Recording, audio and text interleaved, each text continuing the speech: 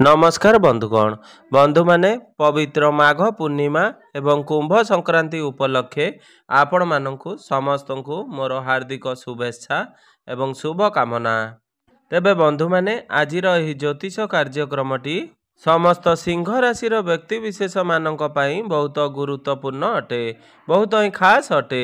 तेबे बंधु माने आपण मानकर व्यस्तबहुल समय मध्यरु 10 मिनिट समय आपण निज पई दियंतु। चलित वर्ष माघ पूर्णिमा एवं कुंभ संक्रांति फेब्रुआरी मास 12 तारिख दिन गोटे दिन रे पड़ुछि। यह दीर्घ 27 वर्ष पर हेबा पई जाउअछि, जहा फल रे एहार प्रभाव एही 12 गोटी राशि मानक उपरे पड़िबाकु जाउछि। तेबे बंधु माने आपणकर राशि उपरे कौन प्रभाव पड़िबो यह जानिबा पूर्वरु आपण मानकर जदि सिंह राशि होइथाय तेबे भिडियोटी को स्किप न करी थरे मात्र शेष पर्यंत निश्चिंत देखंतु एवं वीडियो को गोटे लाइक करी चैनल टी को सब्सक्राइब कर दियंतु। आपण माने जदि सच्चा हृदय रे ईश्वर को भक्ति करुथांती विश्वास करुथांती तेबे भक्ति एवं श्रद्धार सहित कमेंट बॉक्स रे जय माँ लक्ष्मी जय श्री जगन्नाथ अवश्य लिखि दियंतु। तेबे बंधु माने आसंतु आरंभ करिबा आजिर ही कार्यक्रम जहा कि जन्म राशि एवं चंद्र राशि उपरे संपूर्ण आधारित अटे। एही सिंह राशि व्यक्ति विशेष मानकर जीवन एही माघ पूर्णिमा एवं कुंभ संक्रांति ठारू संपूर्ण रूप से बदलिबाकु जाउअछि, कारण बड़ बड़ प्रमुख ग्रह मानकर गोचर रे गोटे बहुत बड़ परिवर्तन हेबा पई जाउअछि, जहा फल रे आपनक जीवन रे चालुथिबा समस्त दुख कष्ट एवं समस्यार अंत हेबा पई जाउअछि एवं पुनर्बार आपणकर जीवन रे खुशी फेरिबाकु जाउअछि। देवगुरु बृहस्पति बक्रीरु मार्गी हेउछंती एवं एही फेब्रुआरी 4 तारिख रे देवगुरु होइछंती। ता सहित बुध फेब्रुआरी 11 तारिख रे राशि परिवर्तन कले एवं सूर्य फेब्रुआरी 13 तारिख रे राशि परिवर्तन करिबाकु जाउछंती, जहा द्वारा आपणकर जीवन रे किछि बड़ परिवर्तन हेबा पई जाउअछि। तेबे बंधु माने आसंतु जानिबा एही माघ पूर्णिमा एवं कुंभ संक्रांति परठारू आपणकर जीवन रे केउ सब बड़ परिवर्तन हेबा पई जाउअछि। तेबे बंधु माने आसंतु जानिबा एही तीनोटी ग्रहंकर परिवर्तन रे केउ केउ प्रभाव आपणक उपरे पड़िबा पई जाउछि। पूर्वरु आपणकर स्वास्थ्य खराब रहुतला, स्वास्थ्य जनित समस्या लागी रहितिला, आपणकर आर्थिक स्थिति ठीक नथिला, आपणकर उपरे ऋणर भार बढ़ी बढ़ी चलुथिला, आपण धार नैथिले धार सुझी पारु नथिले, आपणकर गृह परिवार रे अर्थ पई हेउ किंबा कोनोसी कारण पई हेउ बारंबार अशांति लागी रहुथिला, खुशीर वातावरण नथिला, आपणकर शिक्षा क्षेत्र रे समस्या देखा देउथिला, आपणकर अन्य शेषरे खर्च मध्य होई जाउथिला, समाज रे आपणकर मान सम्मान पद प्रतिष्ठा नथिला, आपण संतान संतति को नहीं चिंता रे रहुथिले, आपण को चाकरी प्राप्ति होई पारु नथिला, आपणकर प्रेम जीवन रे समस्या देखा देउथिला, व्यापार वाणिज्य रे बारंबार लॉस हेउथिला, आपणकर वैवाहिक जीवन रे खुशीर वातावरण नथिला, आपण बहुत मानसिक दुश्चिंता रे रहुथिले, आपणकर शरीर रे पीड़ा जंत्रणा लागी रहुथिला। तेबे एही भली जहा भी समस्या आपणकर जीवन रे थिला ताहा एबे एही कुंभ संक्रांति एवं माघ पूर्णिमा परे दूर हेबा पई जाउअछि। आपणक जीवन रे पुनर्बार नूतन सूर्य उदय हेबा पई जाउअछि। तेबे बंधु माने सर्वप्रथमे आसंतु जानि नेबा नवग्रहंकर स्थिति किपरि रहिछि आपणकर राशि रे। केतु आपणकर द्वितीय भाव रे विराजमान अछंती, बुध एवं सूर्य आपणकर षष्ठ भाव रे विराजमान अछंती, शनि आपणकर सप्तम भाव रे विराजमान अछंती, राहु एवं शुक्र आपणकर अष्टम भाव रे विराजमान अछंती, गुरु आपणकर दशम भाव रे विराजमान अछंती एवं एकादश भाव रे मंगल विराजमान अछंती, जहा फल रे सेही गृह गुडिक रे तांकर प्रभाव अधिक रहिबो। तेबे सर्वप्रथमे आसंतु जानि नेबा एही माघ पूर्णिमा और कुंभ संक्रांति परठारू आपण मानकर जीवन रे कौन सब परिवर्तन हेबाकु जाउछि। आपणकर कर्म क्षेत्र रे बा क्यारियर रे देवगुरु बृहस्पति विराजमान करिछंती, जहा फल रे आपणकर कर्म क्षेत्र रे ବା ଚାକିରିରେ ଶୁଭାଶୁଭ ଫଳ ପ୍ରଦାନ କରିବେ। ଗୁରୁ ହେଉଛନ୍ତି ଏକ ଶୁଭ ଗ୍ରହ। ସେ ଯେଉଁଠାରେ ବିରାଜମାନ କରନ୍ତି ସେ ସେହି ଗୃହରେ ଶୁଭ ଫଳ ପ୍ରଦାନ କରନ୍ତି। ତେଣୁକରି ଆପଣମାନେ ଆପଣଙ୍କର କାର୍ଯ୍ୟକ୍ଷେତ୍ରରେ ସକାରାତ୍ମକ ପରିବର୍ତ୍ତନ ଦେଖିବେ। ଆପଣଙ୍କର ପଦୋନ୍ନତି ହୋଇପାରେ। ଆପଣଙ୍କର ସାଲାରୀରେ ବୃଦ୍ଧି ହୋଇପାରେ। ଆପଣଙ୍କର ପଦବୀ ମଧ୍ୟ ବଦଳିପାରେ। ପୂର୍ବରୁ ଆପଣଙ୍କର ଯେଉଁ କାର୍ଯ୍ୟଗୁଡ଼ିକ ଅସମ୍ପୂର୍ଣ୍ଣ ରହୁଥିଲା ତାହା ସମ୍ପୂର୍ଣ୍ଣ ହୋଇପାରେ। ଆପଣ ଟାର୍ଗେଟ ପୂରଣ କରିପାରିବେ। ଆପଣଙ୍କର କାର୍ଯ୍ୟକ୍ଷେତ୍ରରେ ଶୁଭ ପରିଣାମ ଦେଖିବା ପାଇଁ ମିଳିବ। ତା ସହିତ ଆପଣଙ୍କର ଉପର ଅଫିସରଙ୍କର ସହିତ ବନ୍ଧୁତା ମଧ୍ୟ ବଢ଼ିବ, ଯାହାଦ୍ୱାରା ଆପଣ ଏହାଦ୍ୱାରା କିଛିଟା ଲାଭ ପ୍ରାପ୍ତି କରିବେ। ଆପଣଙ୍କର ପୂର୍ବରୁ ଯେଉଁ କାର୍ଯ୍ୟ ଅଟକି ରହିଥିଲା ଆପଣ ସେ ସମାପ୍ତ କରିବାକୁ ଲାଗିବେ ବା ସମ୍ପୂର୍ଣ୍ଣ କରିବାକୁ ଲାଗିବେ। ଆପଣଙ୍କର ଚାକିରିରେ ଦକ୍ଷ ପରିଚାଳନା, ଏହାଦ୍ୱାରା ଆପଣ ଧନ ଏବଂ ପ୍ରତିଷ୍ଠାକୁ ପ୍ରାପ୍ତି କରିପାରିବେ। ଯେଉଁମାନଙ୍କ ପାଖରେ କୌଣସି ଚାକିରି ନାହିଁ ସେମାନଙ୍କ ଏହି ପୂର୍ଣ୍ଣିମା ପରେ ଚାକିରି ପ୍ରାପ୍ତ ହେବାର ସୁଯୋଗ ବନୁଅଛି। କାରଣ ସୂର୍ଯ୍ୟ ମଧ୍ୟ ଆପଣଙ୍କର କୁଣ୍ଡଳୀର କେନ୍ଦ୍ରକୁ ଆସିବେ। ଏହି ଫେବୃଆରୀ 13 ତାରିଖ ସୂର୍ଯ୍ୟ ତାଙ୍କ ନିଜର ରାଶି ପରିବର୍ତ୍ତନ କରୁଛନ୍ତି, ଯାହାଫଳରେ ଆପଣଙ୍କର କେନ୍ଦ୍ରରେ ରହି ଆପଣଙ୍କର କ୍ୟାରିୟର କ୍ଷେତ୍ରରେ ଗୋଟିଏ ବଡ଼ ପ୍ରଭାବ ପକାଇବେ। ତାହା ସହିତ ଯେଉଁମାନେ ବ୍ୟାପାର ବାଣିଜ୍ୟ କରୁଛନ୍ତି ସେମାନଙ୍କ ପାଇଁ ଏହି ସଂକ୍ରାନ୍ତି ପରେ ବହୁତ ଭଲ ସମୟ ରହିଅଛି।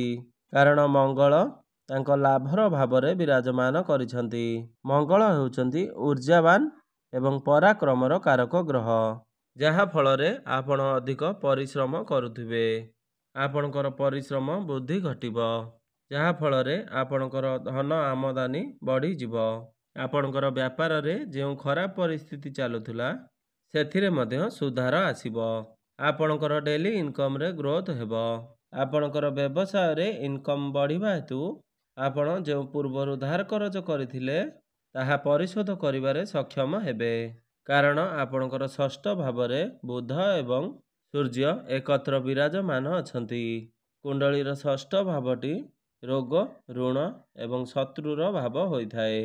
ଯେହେତୁ ବୁଧ ହେଉଛନ୍ତି ନବଗ୍ରହମାନଙ୍କ ମଧ୍ୟରେ ରାଜା, ତେଣୁ ସେ ଯେଉଁ ଗୃହରେ ରୁହନ୍ତି ସେ ଗୃହରେ ସକାରାତ୍ମକ ପରିବର୍ତ୍ତନ ଆଣନ୍ତି ଏବଂ ପଜିଟିଭ୍ ଫଳ ମଧ୍ୟ ଦିଅନ୍ତି। ତେଣୁ ଆପଣ ଋଣ ପରିଶୋଧ କରିବାକୁ ଆରମ୍ଭ କରିବେ। ଆପଣଙ୍କର ଯେଉଁ ଜାଗାରେ ଟଙ୍କା ଫସି ରହିଛି ସେ ଟଙ୍କା ଆପଣଙ୍କୁ ପ୍ରାପ୍ତି ହେବ। ଆପଣଙ୍କର ବ୍ୟାପାର ବାଣିଜ୍ୟରେ ନିଶ୍ଚିତ ବଡ଼ ପରିବର୍ତ୍ତନ ଆସିବ। ଆପଣ ନୂତନ ବ୍ୟାପାର ବାଣିଜ୍ୟ ଆରମ୍ଭ କରିବା ପାଇଁ ଚିନ୍ତା କରିପାରନ୍ତି। ଯଦି ଆପଣ ପାର୍ଟନରସିପ୍ରେ ବିଜନେସ୍ ଆରମ୍ଭ କରୁଛନ୍ତି ସେଥିରେ ଆପଣଙ୍କୁ ଟିକେ ସତର୍କ ରହିବାକୁ ପଡ଼ିବ। କାରଣ ଆପଣଙ୍କର ପାର୍ଟନର ଆପଣଙ୍କୁ ଧୋକା ଦେଇପାରନ୍ତି। କୃଷି କ୍ଷେତ୍ରରେ କାର୍ଯ୍ୟ କରୁଥିବା ବ୍ୟକ୍ତିବିଶେଷମାନଙ୍କର ଲାଭଦାୟକ ଅର୍ଥ ପ୍ରାପ୍ତ ହେବାର ଅବସର ପ୍ରାପ୍ତ ହେବ। ଆପଣଙ୍କର ସାଥୀ ଏବଂ ଆପଣଙ୍କର ପରିବାର ସଦସ୍ୟଙ୍କର ଆପଣଙ୍କୁ ସହଯୋଗ ପ୍ରାପ୍ତି ହେବ। ଆପଣଙ୍କର ଆର୍ଥିକ ସ୍ଥିତି ମଜବୁତ ହେବ। ଆପଣଙ୍କୁ ବହୁତ ଗୁଡ଼ିଏ ସ୍ରୋତରୁ ଧନ ପ୍ରାପ୍ତି ହେବାର ଯୋଗ ବନୁଅଛି।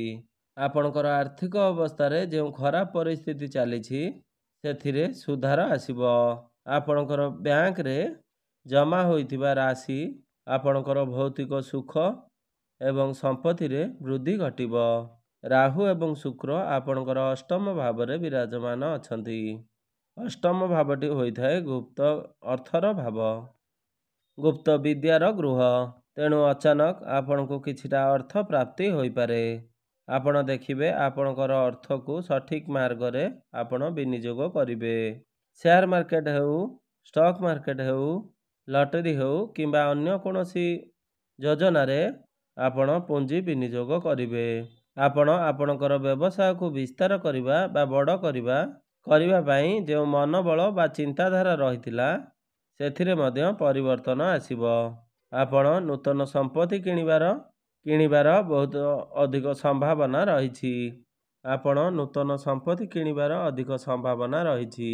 ଯଦି ଆପଣଙ୍କର ପ୍ରେମ ସମ୍ପର୍କକୁ ଦେଖିବା ତେବେ ଆପଣଙ୍କର ପଞ୍ଚମ ଭାବ ଉପରେ ଗୁରୁଙ୍କର ଦୃଷ୍ଟି ରହୁଅଛି, ଯାହାଫଳରେ ଆପଣଙ୍କର ପ୍ରେମ ସମ୍ପର୍କ ବହୁତ ହିଁ ଖାସ୍ ରହିବ।